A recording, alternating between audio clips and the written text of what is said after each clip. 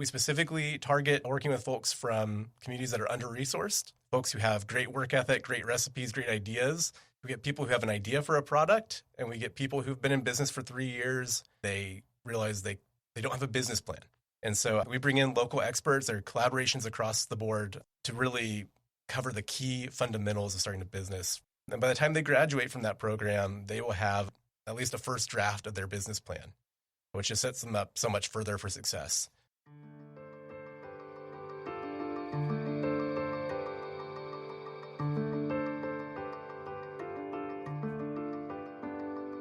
Welcome to the Nonprofit Podcast Network.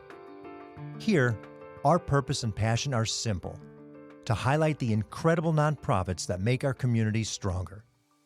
Each episode is a chance for these organizations to tell their story in their words, sharing not just what they do, but why it matters to the people they serve, to their supporters, and to all of us who believe in the power of community. Through podcasting, we hope to amplify their voices, inspire connection, and give them one more tool to reach the hearts of donors, partners, and neighbors alike. This work is made possible through the generous support of our founding partners. CapTrust, offering fiduciary advice for endowments and foundations serving Sacramento, Roseville, and Folsom, and online at captrust.com. And Western Health Advantage, a local not-for-profit health plan that believes healthcare is more than coverage. It's about caring.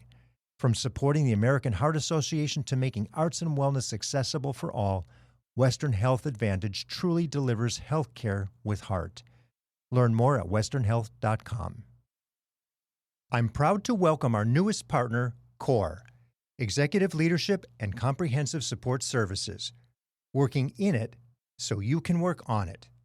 Visit cxore.com. Have you ever wondered what that CDC after a nonprofit's name means? Community Development Corporation. Well, then, of course, you would probably ask, what does that really mean?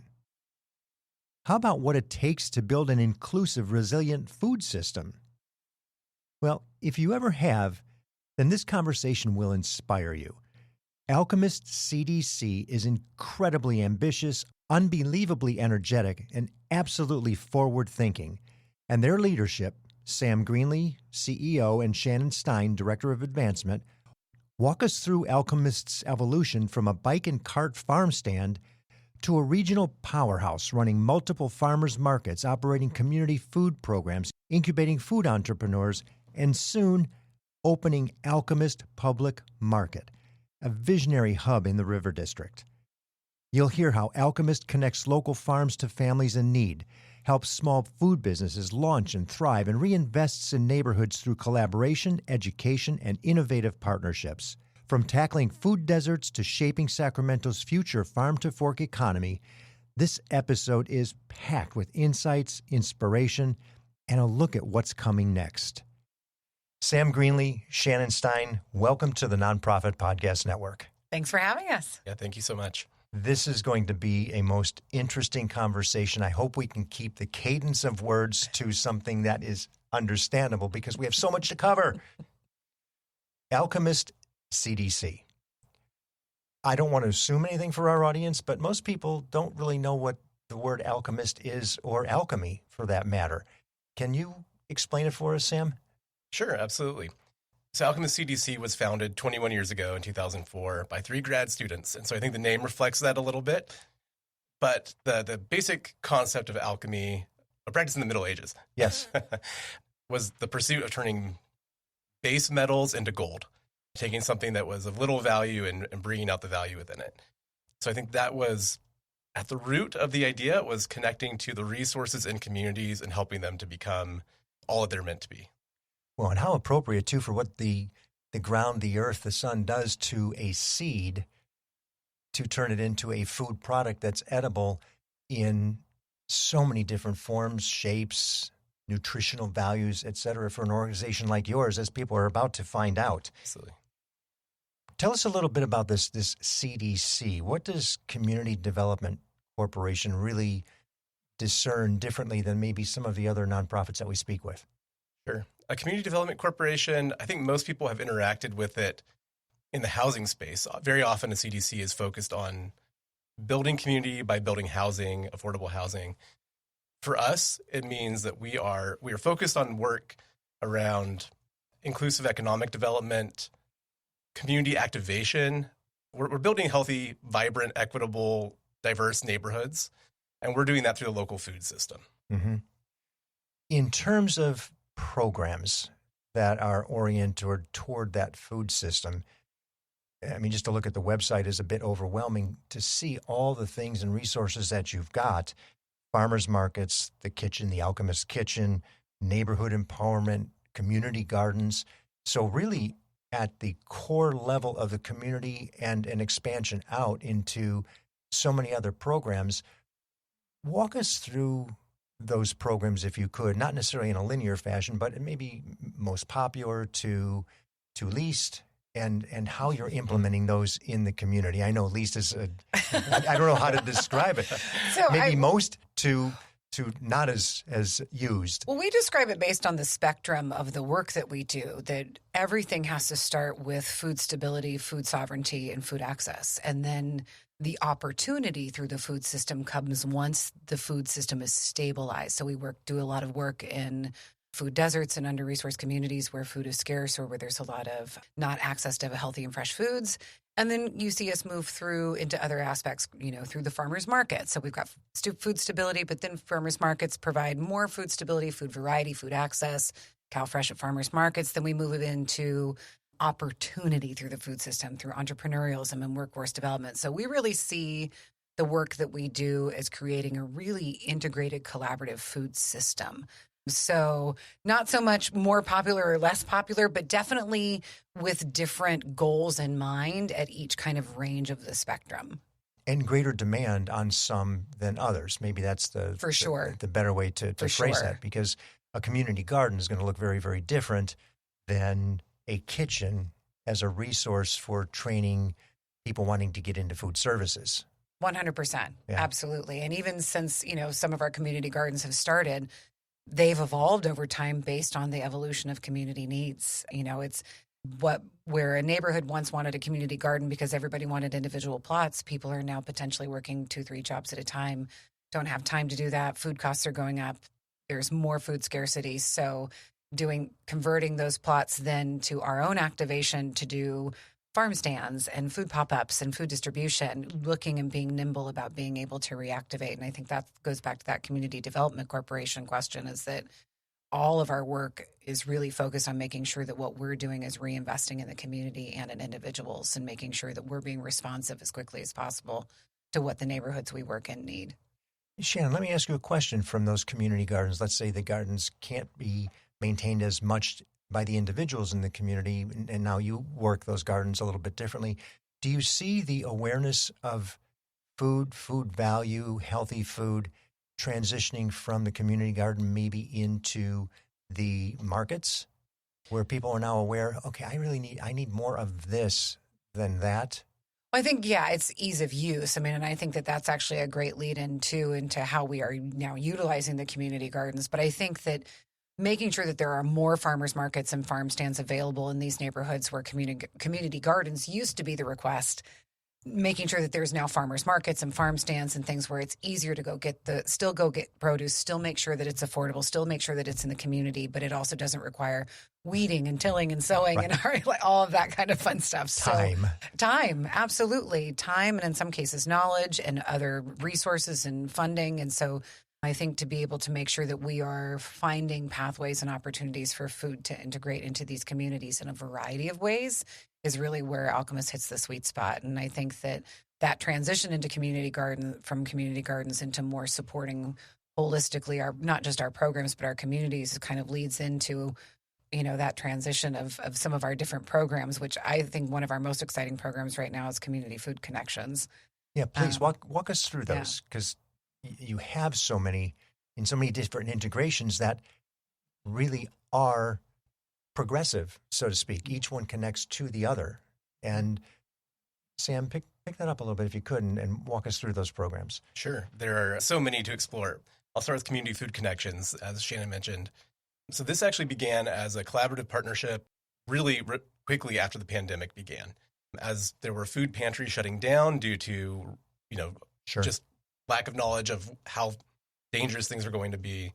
It was found that many people lacked the transportation to get to the remaining distribution centers. It really, at the same time, there were local farms who had sold to restaurants and suddenly lost their customer base as restaurants closed. So initially it was an initiative to purchase food from local farms and help distribute that to some of the most vulnerable families in the community. Over time that has evolved. We were the fiscal sponsor originally, and other partners moved back more toward their original programming as things reopened. And we realized that we need to keep this running and took it on as our own program. So we have a food access center based at the Cerna Center at Sac City Unified School District's main campus, out of which we receive, we have these collaborations. So we receive shelf-stable products from the Sacramento Food Bank and Family Services. We combine them with fresh produce we're buying from local farms. And then we work with families who are referred in by campus social workers in the school district. So they're working at schools that sometimes have 90% of students living below the poverty line. And they will send over the 5 families that are the most vulnerable in that situation. We have a team of volunteers who will deliver these groceries on a weekly basis to them. And then we have other groceries that we distribute through the social workers. They'll actually take it to the homes themselves as a chance to check in with families or make the handoff at the school campus in many cases. And so that's just one of our youngest programs. And, it's touching hundreds of families in any given month. I can imagine just being accessible is half the battle, and knowing that there's something available for, especially for these most needy families. And you've already touched on some of the collaboration, which we'll get to in a little bit, but that right there is demonstration of the collaboration. How about some of the other programs?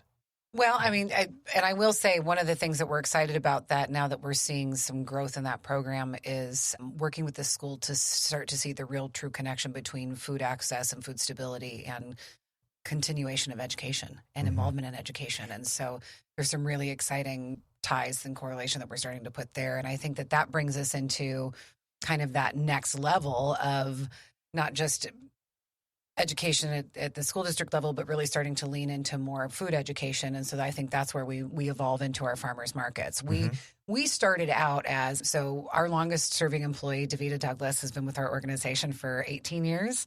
And Alchemist CDC really started out with Davita with a bike and a cart behind that bike, riding through Oak Park, setting up farm stands that accepted EBT. And that really is the heart and soul of the foundation of Alchemist CDC, and it's still very core to what we do. Last year, we facilitated $1.44 million worth of CalFresh and market match services at 9 markets in Sacramento County. And so that is still very much at the heart and soul of what Alchemist and who Alchemist CDC is. And then as we were operating CalFresh, and we facilitate as a technical administrator, a technical advisor, we facilitate CalFresh services for a number of other farm stands and farmers markets and mobile farm stands throughout the Sacramento and Yolo County region.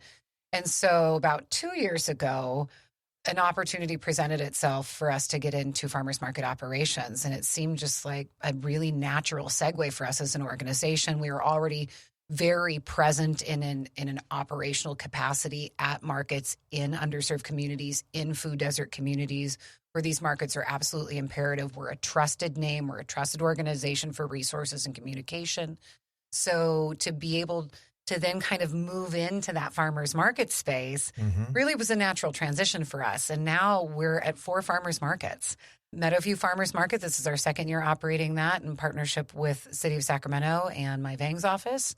The Florin Farmers Market, which is one of the top 10 EBT redemption markets in the nation. Wow. It is a remarkable market. If you ever have the chance on a Thursday morning to swing by the Florin Farmers Market, easily 30 to 40 vendors every Thursday, an unbelievably robust and diverse and unique shopping clientele, and some really wonderful example of direct community food benefit through EBT and the CalFresh program. It's a remarkable market and honestly survives and continues to thrive thanks to, I'm going to give him a shout out, as Supervisor Patrick Kennedy, who has really seen the impact of that market in particular in his district and has been a remarkable champion of continuing to keep that market thriving. And then we also operate the Rancho Cordova Farmers Market, which celebrated its highest foot traffic weekend this past weekend, which is very exciting. And that would be in July of 2025. July of 2025, yes, Yes, which okay. was very exciting for us. And then we just took on the Arden Arcade Farmers Market Wonderful. as the wonderful couple, Dan and Renee Best, are kind of starting to think maybe about retirement. We're very fortunate that they've talked to us and they've entrusted us with both the Florin Farmers Market and the Arden Arcade Farmers Market. And is that a fee-for-service opportunity in terms of the way that works back into Alchemist? So the farmers markets, Meadowview is an exception. It has a unique grant that allows us to operate without any vendor fees. But the other markets do have vendor fees. The goal there is to be self-sustaining. Yes. They don't really generate enough revenue to go beyond that program, but overall they kind of sustain that main core. Excellent. And there are sponsorship opportunities for improvements at these markets, but yes, overall they can take care of themselves. Oh, and the good news is we're not reliant on federal grants to Right. support it, which is where I was going with it, which is great because we're not going to see change for the most part in those operations that are so critical to those communities. Collaboration. Actually, no, we still have a couple more programs. I don't want to move on without we have missing one more these. key program, and that is Yes. Alchemist Kitchen. Yes. Absolutely, which is really the heart of the creation of what is evolving into our economic development department. And so Alchemist Kitchen has two core programs, which is Alchemist Microenterprise Academy and Alchemist Kitchen Incubator Program. That also has evolved into us opening a commercial kitchen on El Camino in North Sacramento, where a number of the participants who are in AMA and or AKIP actually do their food production. And for the benefit of those who don't know AMA and AKIP. Alchemist Microenterprise Academy and Alchemist Kitchen Incubator Program. And Thank yes, you. and we call our participants in the AKIP program AKIPers. Okay. Okay. What is the scope of that program? So the program really begins with the Microenterprise Academy. It is an introductory course. If for anyone looking to explore starting a food business, this is their crash course. It's a 12-week course, 2 classes a week, has homework assignments. It's pretty intensive, but it is really meant to provide the fundamentals for starting a successful food business. We specifically target working with folks from communities that are under-resourced, folks who have great work ethic, great recipes, great ideas. They don't necessarily have an uncle who can invest in their business startup idea. And so we get a broad range. We get people who have an idea for a product, and we get people who've been in business for 3 years, making sales, but they're not making money. They realize they don't have a business plan. And so we bring in local experts. There are collaborations across the board throughout that program to really cover the key fundamentals of starting a business, from small business banking to food safety to permitting to marketing. And by the time they graduate from that program, they will have at least a first draft of their business plan, which just sets them up so much further for success. Graduates from that program are perpetually eligible to apply for our incubator. If they get into that, it is anywhere from 2 to 5 years of really individualized, personalized coaching, technical assistance, and mentorship. They get set their own milestones, their own goals for what they hope to achieve in the program. And yeah, that program rapidly accelerates folks. So we get someone who had an idea for a product a year ago, and 8 months into the incubator program, it's permitted, it's being produced legally, and it's on a local store shelf at the Sacramento Natural Foods Co-op. Right. Or they might be selling at the Midtown Farmers Market. Yeah, I saw some of the praise for that program on the website, and it's kind of neat. What would have taken maybe 3 or 4 years for somebody who's struggling and slogging through it gets it out in less than a year. And I'm assuming this is volunteer-based. The incoming resources are volunteer-based for the people who are going through the program. You have a lot of For like the restaurateurs so we have, and yes, things of that so nature. Yes. for AMA in particular, for the Microenterprise Academy, we rely very heavily on volunteer experts who, exactly, restaurateurs, commercial real estate experts, financial experts who come in and present to the class. And then we also have our internal coaches who also kind of help keep things along, clarify questions, and are the kind of the baseline of the consistency throughout the program if there are questions or needs. One of the things that I do find interesting too that I think is great about AKIP, so I love this statistic. I need to make sure I credit it correctly because I don't remember exactly where it came from, but I was listening to NPR recently and they said that a study came out that showed that small businesses that participate in incubator programs are 44% more likely to succeed. Huge number. It's huge. It's remarkable. And so having a program specifically focused around food entrepreneurial businesses in the farm to fork capital for under-resourced food entrepreneurs just seems like something you'd be surprised that we should have more of that. Yes. And so this program really fills an important niche in our region in making sure that, as we like to say, that farm to fork is farm to every fork, that everyone has the opportunity to succeed, contribute, and participate in the farm to fork economy in our region. And so Alchemist Kitchen programs are specifically focused on that. And so one of the other things that we do, it's not that because they're in Alchemist Kitchen, the co-op or farmers market's like, oh, that's great. We help create market opportunity. We actually help open those doors, and we have relationships with those entities. And so now you'll find, I think we have 12 different A-Kippers who are currently at the Midtown Farmers Market. I think we have 7 or 8 who are on co-op shelves. We now have the opportunity to create pathways for new entrepreneurs with our farmers markets, that they're in a safe, structured environment that is coached by Alchemist CDC. So we have supportive communication. And so really making sure that not only are we providing the coaching and the structure and the continued business acumen and growth, but also helping provide those first really critical opportunities for market share. Boy, the reciprocity in the cycle of business, not only the actual functioning of these businesses, but the economic development to start. Having a real estate agent to help you with the location, or having a former chef or a current chef who is operating and gets it and understands it. And we've got some really exciting stuff that's going to be coming up in a few minutes here that I can't wait to get to. We'll be back to learn more about the incredible work Sam and his team are doing right after we hear from the people who make this program possible.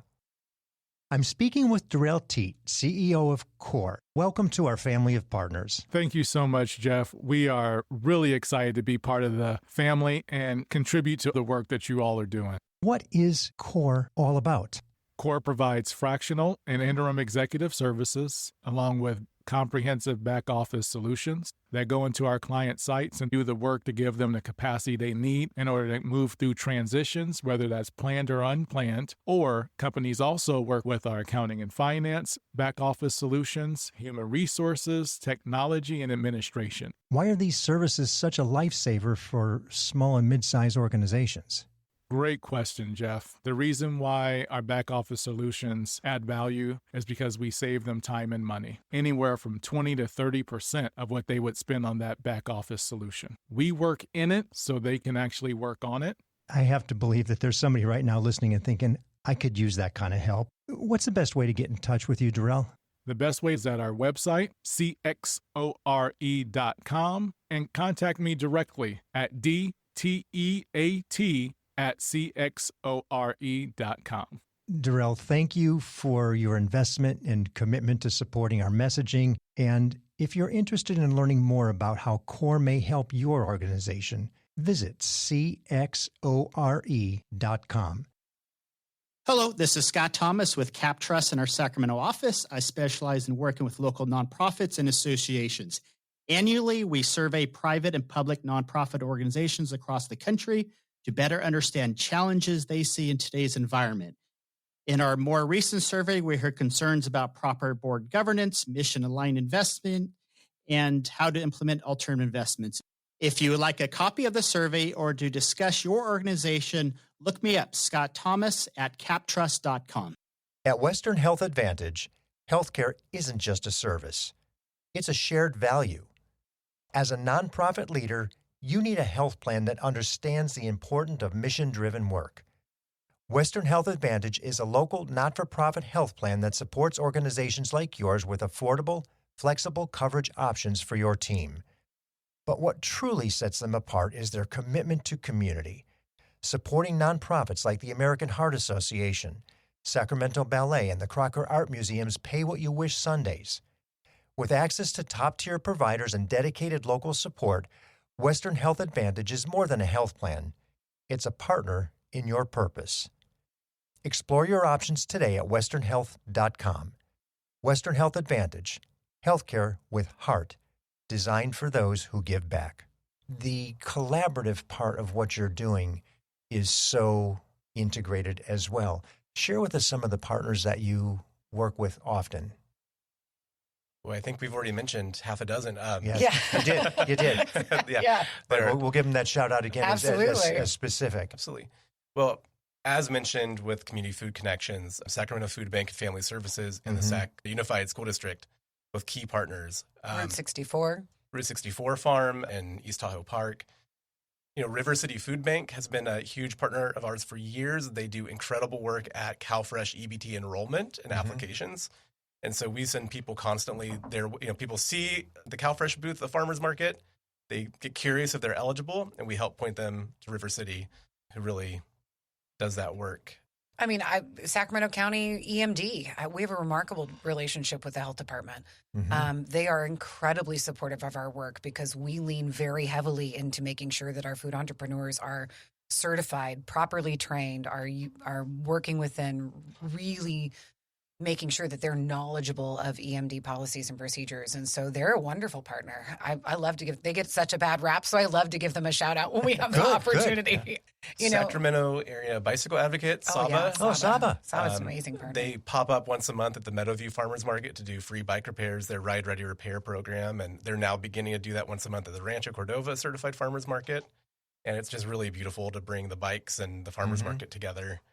Yeah, that's just a small sampling. And we do collaborations with a variety of other organizations when the opportunity presents itself. Food Literacy Center was one of the partners in launching Community Food Connections. I mean, there's so many different ways and opportunities to partner. Habitat for Humanity built the new fence. It's out of the Oak Park Art Garden that's currently under construction. That's that's so much of who and what Alchemist is, and I think that goes back to the Community Development Corporation too. Is that we don't have to be all things. We don't have to do all things, but we really like to be a collaborator and an initiator of activities in the communities where we're working. You've got so many opportunities, and food is essential for everybody. It's the great unifier. That's right, especially over that table eating. Going back to the Microenterprise Academy and the volunteer experts who come in, one of the beautiful things about that to me is we're connecting the participants in the program to experts beyond our organization. Yes. We don't want them to become, dependent on our organization as their sole source of information and expertise. We want them to have those relationships to know who else to go to, because we don't need to own this. We can't own it all. There's too much work to be done, but there are people who want to help, who have that expertise, and we can connect them. The collaboration, Meadowview Certified Farmers Market came up, but just the level of interrelation between these programs and these partners is incredible. I know we talked about a lot of programs, but that is one example to tie them all together. It's a weekly farmers market during the warm months of the year, creating food access. It has the CalFresh and Market Match access for the Meadowview community that doesn't have a grocery store. But it is also an incubation place for many businesses who've gone through our Microenterprise Academy. They're getting their start because they don't have to pay a vendor fee to be there. And so they're learning how to sell at a farmer's market, and it's a benefit to the market. We have other businesses coming in who are learning about Microenterprise Academy and signing up. We're purchasing food from one of the core farmers of that market to distribute through Community Food Connections. So it helps incentivize them to come to a smallish farmer's market where they may not have the top sales every day. And it's getting that food that was picked yesterday onto the table of some of the most vulnerable families in Sacramento.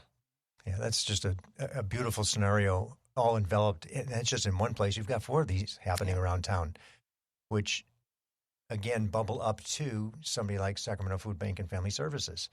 Where their recognition of it is the ability to share it with others in other spaces where maybe this doesn't exist.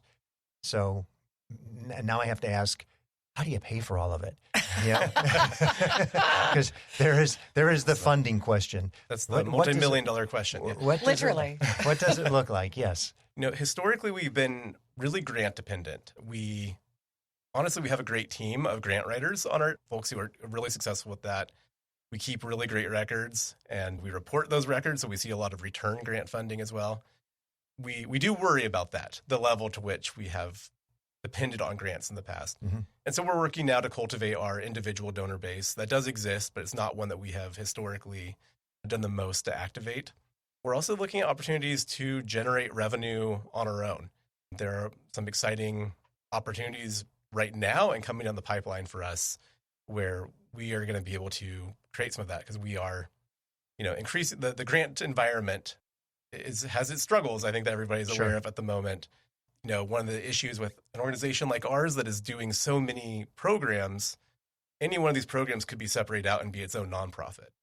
But a funder will give one grant to one nonprofit in a year. And so we're doing a lot of work and, facing those sorts of funding challenges with grants where the grants just aren't sufficient. Unrestricted, folks. Unrestricted. Unrestricted. That is the word of the century we need right that now. flexibility. Exactly. Right now, more than ever. Absolutely. Yeah. Unrestricted is so important. And it is essential to the long-term viability of any nonprofit organization is unrestricted revenue. It is essential. And we are existing in a world where the availability and in our environment, we have a lot of nonprofits in the greater Sacramento region.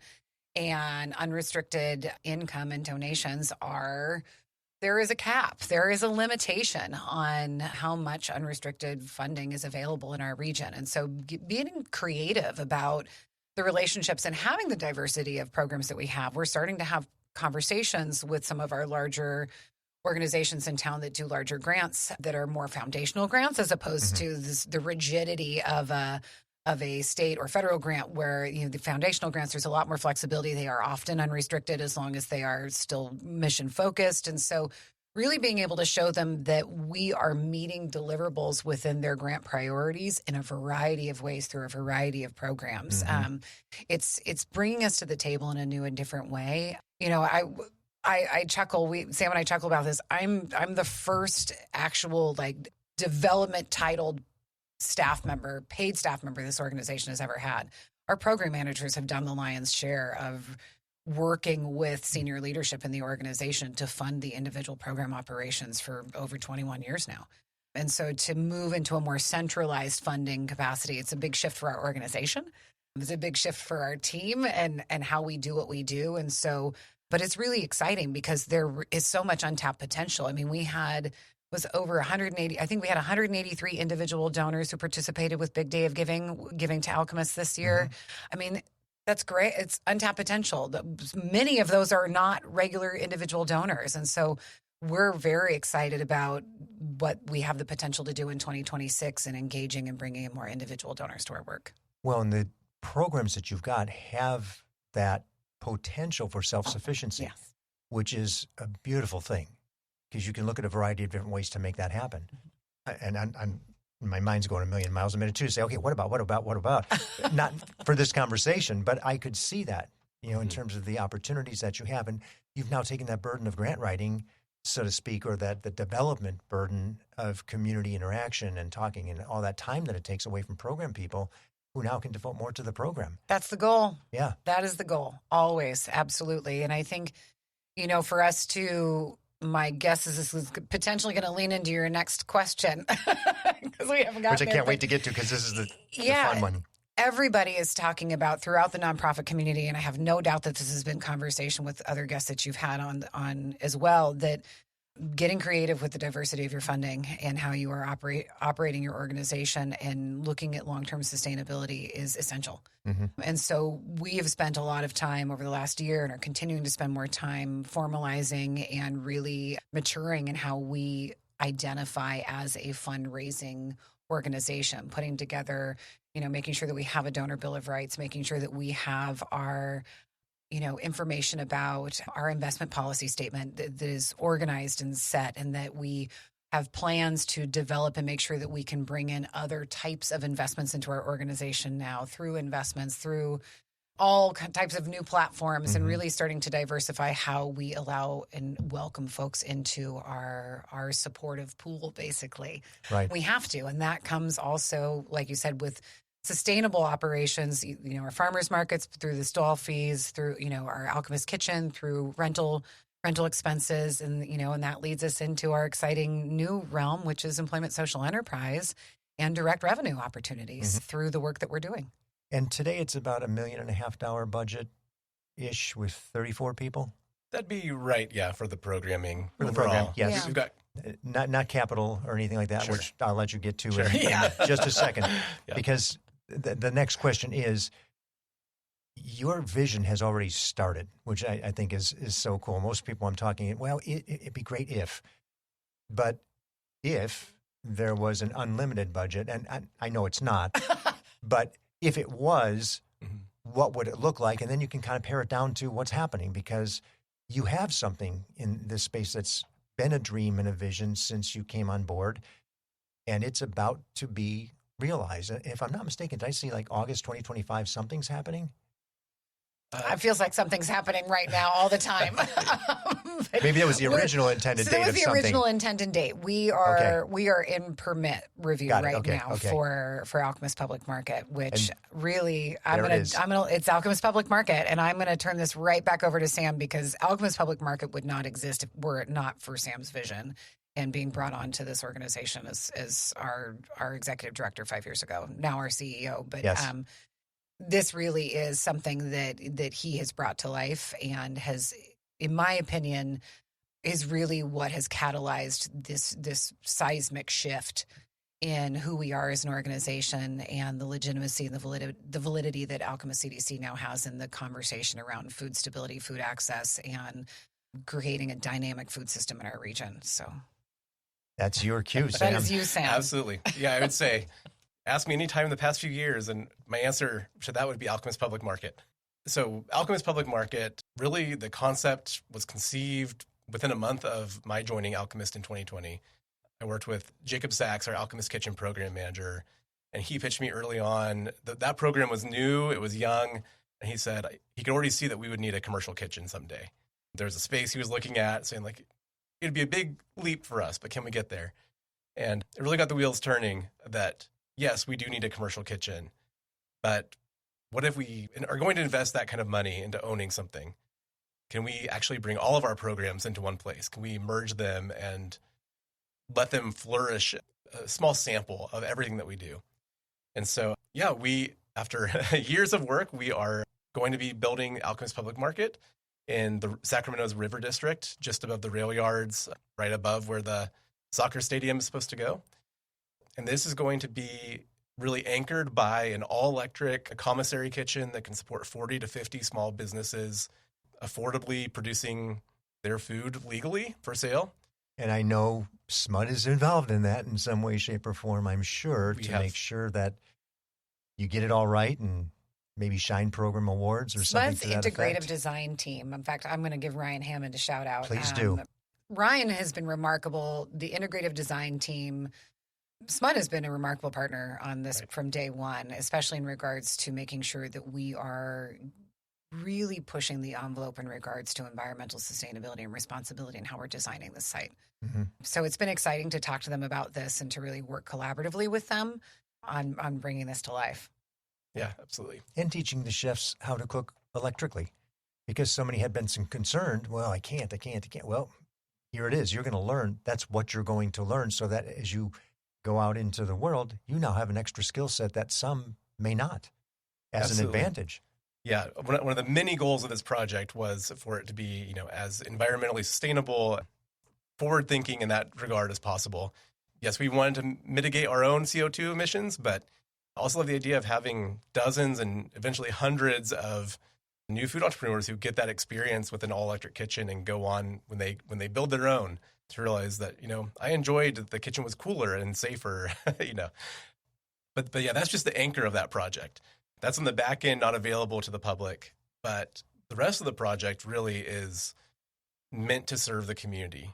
We will have a cafe space that will include a corner store as a fully functioning mini grocery store that can accept WIC and SNAP. Mm-hmm. So that store is really an incredible thing. It's the first shelf space for businesses in our program to get their product on a retail shelf. So you'll have gourmet pickles, but you'll also have the staples that somebody needs with their WIC benefits. Mm-hmm.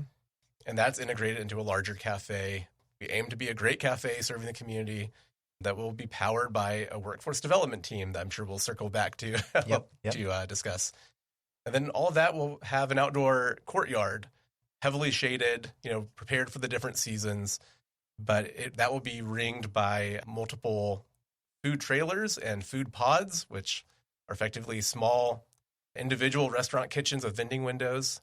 All of these will be all electric as well. And these will be spaces in which those people going through our incubator program who want to have their own trailer or food truck or brick and mortar restaurant can actually get their start doing that direct service with the public, build their brand, learn how to do it, build sales data so they can get their own loan and move into their own space after a few years.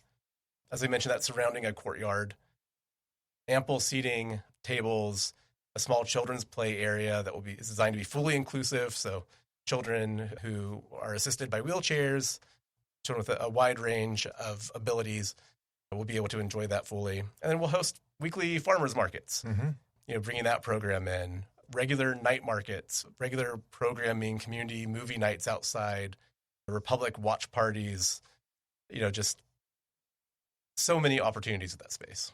Don't even know what you're going to be exposed to once you get it open and how much demand. You think it's big already, wait until it starts. But what a neat self-contained ecosystem of Alchemist.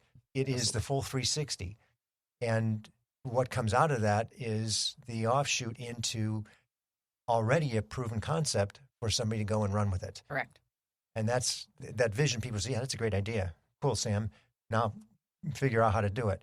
The good news is it's done. It's about to be built. Oh, yeah, it is very much moving forward. Yes. The momentum is, it has a life of its own. You're not just talking about it saying, well, we got a capital campaign started. It's done. It's funded. You are rolling. Yes, after securing 2 major grants, one from the U.S. Economic Development Administration, one from the state of California through what was called SURF, Community Economic Resilience Fund. It is now called California Jobs First. Between these 2 grants, we funded the project, and it got to that point where, okay, we have this in hand, and now we need somebody to run this. So that's when we brought in Shannin to actually take the lead on moving it from the phase of funding to construction and eventually opening. So we're hearing a dream come true is what we're hearing. We are. So I interviewed Sam in probably, I think, early 2021 for Edible Sacramento. I do some freelance writing. Yes. When we were done, we went off the record and I looked at him and I said, I'm going to be part of this someday. I don't know how, but this is amazing. And it was still just, it was a dream. He hadn't applied for grants yet. And I was like, this is remarkable. I want to be part of this. And here I am. And I'm so grateful. But Alchemist Public Market is going to be a truly transformational space, not just for Alchemist CDC and our programs, but for how food is integrated into not just everything that we do, but into building communities, into rebuilding and redefining the river district and the rail yards. And to be at this stage of our development as those communities are also in this kind of enlightenment period for their own development is incredibly exciting. We know we're going to have a pretty hard lift in the first couple of years that we're there and really deliberately programming and bringing people to the area. But I think you're right. I think we get 5-7 years out and we have a new hospital, and we have a stadium, and we have, more activation in the river district, that we're going to see that Alchemist Public Market naturally becomes this heartbeat of that community. One of the things I'm most excited about at Alchemist Public Market is that we're really leaning into the Community Development Corporation aspect of what we do through Wiccan EBT at the general store, the corner store. There is no grocery store that is available to the residents of the River District. And, Mirasol Village is a block and a half away, huge SHRA county and city project, state of California project. Over 80% of the folks who there are living income adjusted in those, and over 50% of them are transportation affected. And there is no place in the community for them to use their food benefits. And so we're going to be able to do that for the incubator businesses who will be moving in and creating leases in the pods and the trailers. We're working with River City Bank to actually put together a subsidized small business loan program, which, what a remarkable opportunity. River City Bank has a really wonderful small business lending opportunity. It's very low barrier to entry. But through collaboration with Alchemist CDC and our California Jobs First grant opportunity, we're able to use some of the interest to create a secured account to actually do secured lending for folks who may have a slightly lower FICO score than they typically lend to, or who may need a slightly larger loan than they typically do for their small grants. We'll be able to subsidize those for small businesses who are incubating at Alchemist Public Market. And so it's really us starting to dip our toe into how can we create more structure and pathways to empower these entrepreneurs to further success. It's not a grant, it's still a loan, there's still a repayment, but it's something that's being done in a way that there's some safety net still built in, and there's coaching still built in. It's facilitated by Alchemist through our relationship with River City Bank, which we all want to see succeed. So there's going to be additional support and experts who are working with these businesses at every level to make sure that they succeed and to help them be as successful as possible with those funds.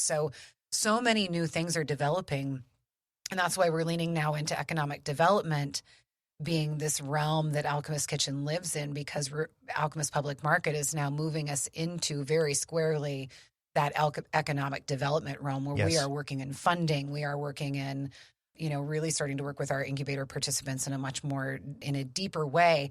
In fact, one of the things I think I'm excited about the most is that this will really be, for a lot of our incubator participants, their first time executing a formal commercial lease agreement. And as opposed to doing that with just a general commercial developer or landowner or property owner, they're doing it with us. They're doing it with Alchemist CDC. They're going to be doing that with me and Sam, where their success is in our best interest, but also making sure that they understand the expectations and the reality of negotiating and navigating. What is triple net?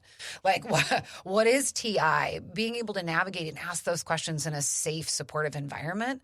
And then we've been working with Turton Commercial Real Estate as well. And Kimio and Scott over there have been wonderful about agreeing to do one-on-one coaching and helping us sit down and navigate those conversations. And so as we've brought Alchemist Public Market to life, new kind of diversified partnerships with a lot more experts in our region, in the farm to fork kind of food, restaurant, hospitality region, are starting to come up with California Restaurant Association. And, the list goes on. And so this is all being born out of Alchemist Public Market. Yeah. And to think of the periphery in the River District, what that might mean once you're there first, what that all looks like as that ring continues to grow out from the public market.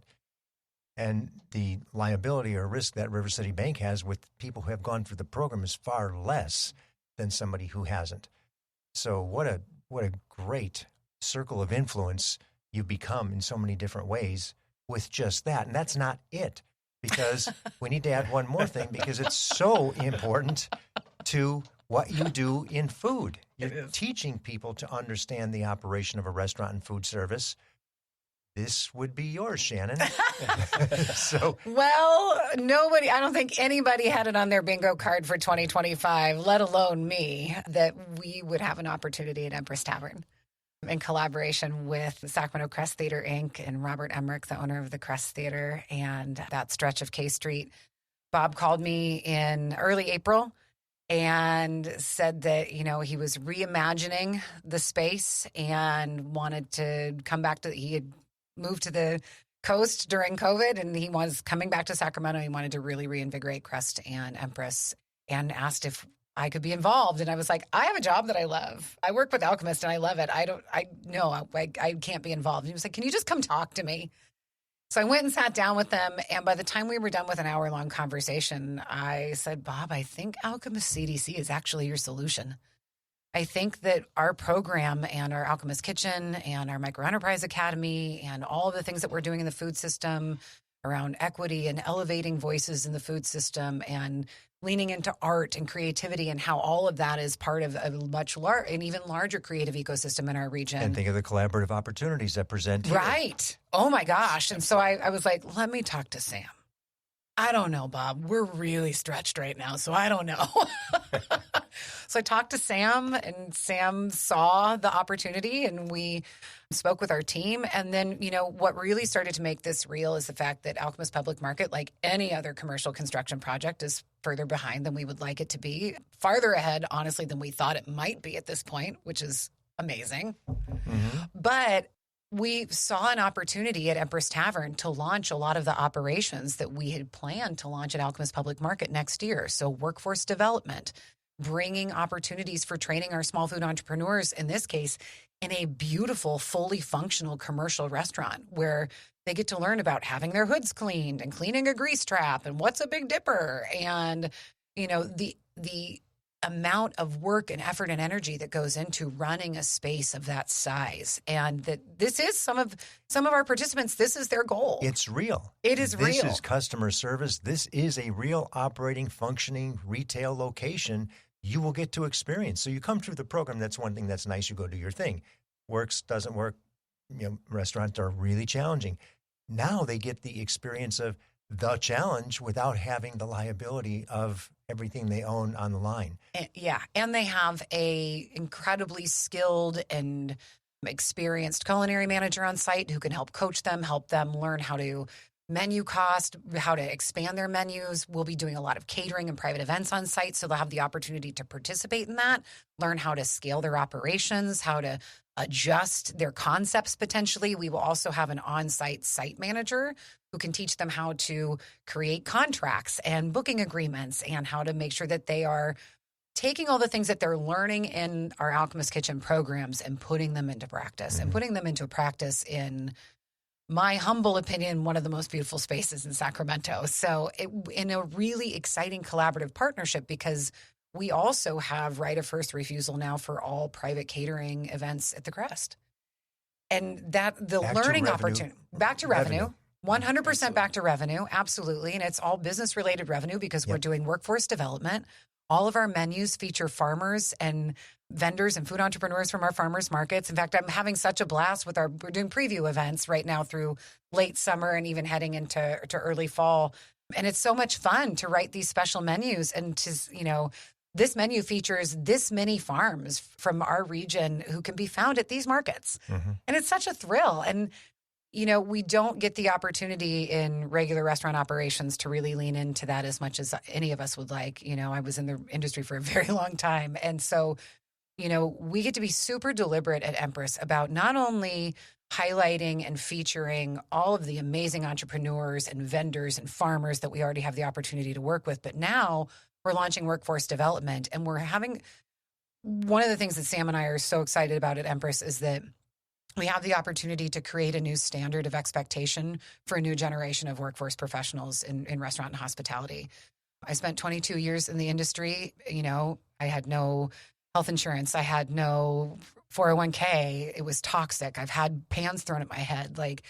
We are building an environment at Empress Tavern for workforce development where the employees will have pride in service again, pride in the knowledge of their product, pride in participation in workforce development and being part of a mission-based organization, but also they'll be educated to know what a healthy workplace looks like, what an environment and a work environment looks like if it is a union house or if it is a mom and pop or whatever it is, but what it means to be respected, appreciated, valued, communicated with, and in an environment where they can not only be a service professional and thrive in a career, but also be well taken care of and help shift. There's a lot of folks in our town who are slowly but surely leaning into that in a variety of ways. And we feel like this is our opportunity to really be able to create a whole new generation of restaurant and hospitality professionals, again, in the farm to fork capital, who see service in the way I feel like we used to see service, but also existing in a non-toxic, healthy, supportive environment. It really, it's what's getting me out of bed these days. Yeah. As a dream. I mean, if we said this in just a conversation, this is our dream. This is what it could look like. That would be phenomenal. Yeah, people would go, yeah, that's really cool. Good luck. And the fact that it's real, the reality is just around the corner. This is all happening today as we speak within months. That I think for people to get the vision and the understanding of what it is you're trying to convey, it's all right here. It's in this dream package. I hate to take it back to reality right now because there is a reality. Short of where we are, what is the greatest need you have today? I would say that's an easy one for me to answer. Our single greatest need is actually all the way tied back to our CalFresh at Farmers Markets program. In some ways, that program is a victim of its own success.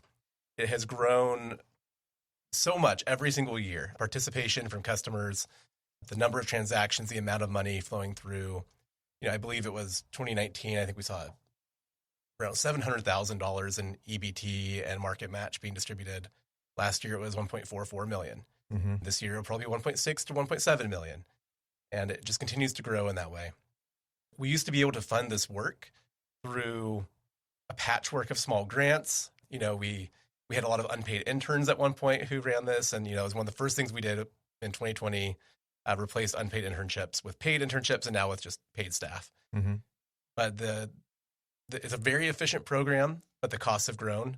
And it's to the point where it's difficult as a nonprofit to be running a safety net program throughout the entire county and to be able to fund that through the existing network of grants.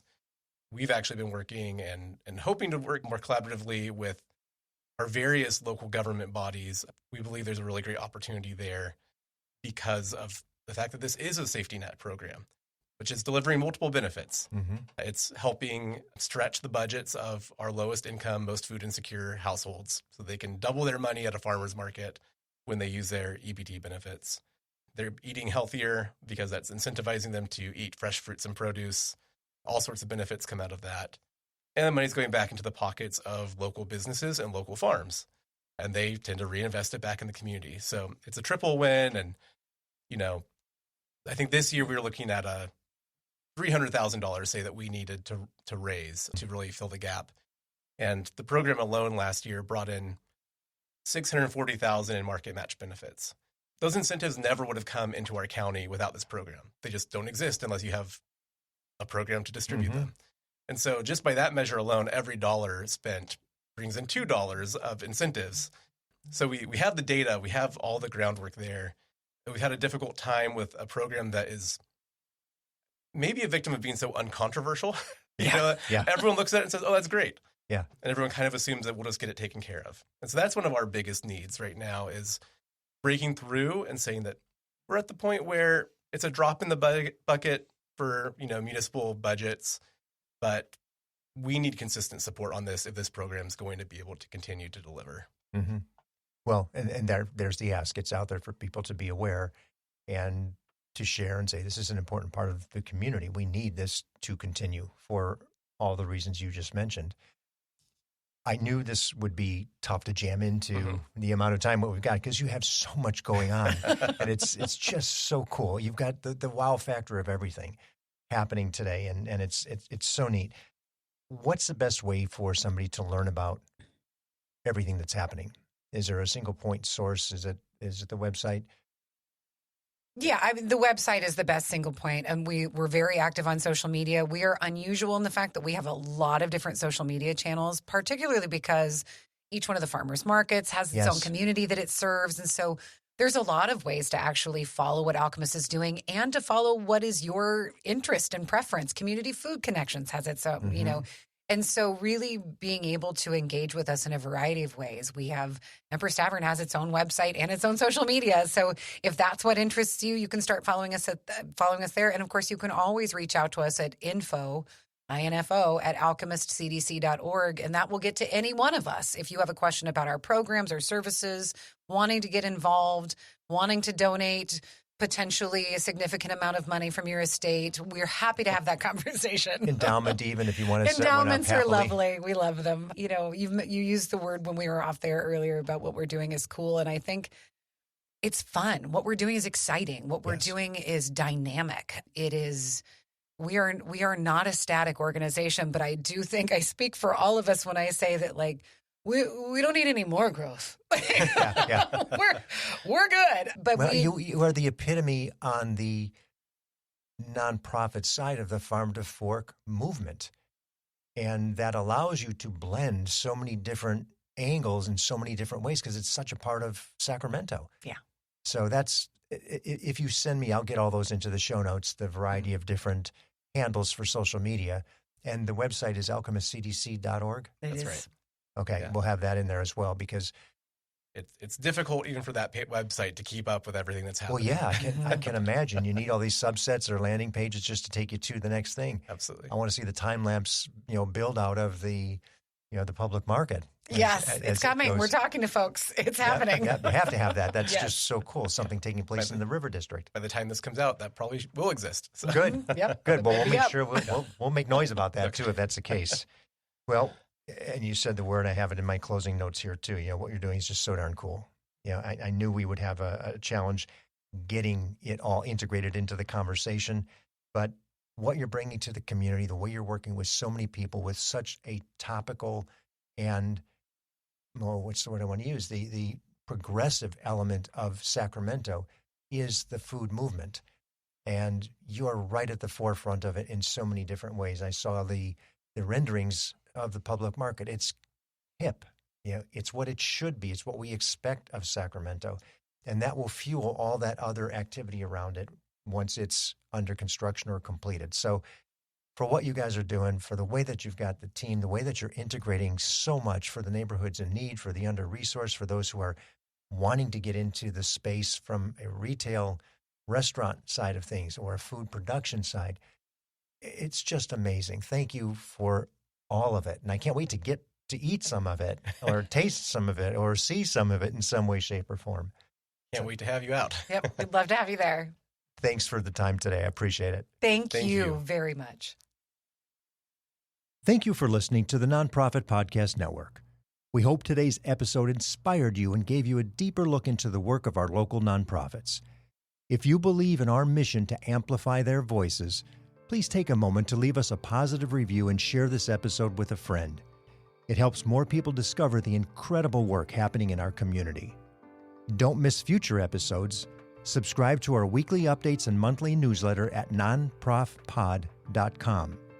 And if you're part of a nonprofit that would like to be featured, we'd love to hear from you. Just visit the guest tab on our website. The Nonprofit Podcast Network is recorded and produced at Hear Me Now Studio with generous support from our founding partners, CapTrust, fiduciary advice for endowments and foundations serving Sacramento, Roseville, and Folsom, and online at captrust.com. And Western Health Advantage, local care, community impact. Find the plan that fits at westernhealth.com. And to our newest partner, CORE, interim and fractional executive leadership, comprehensive back office support services. We work in it so you can work on it. Visit cxore.com.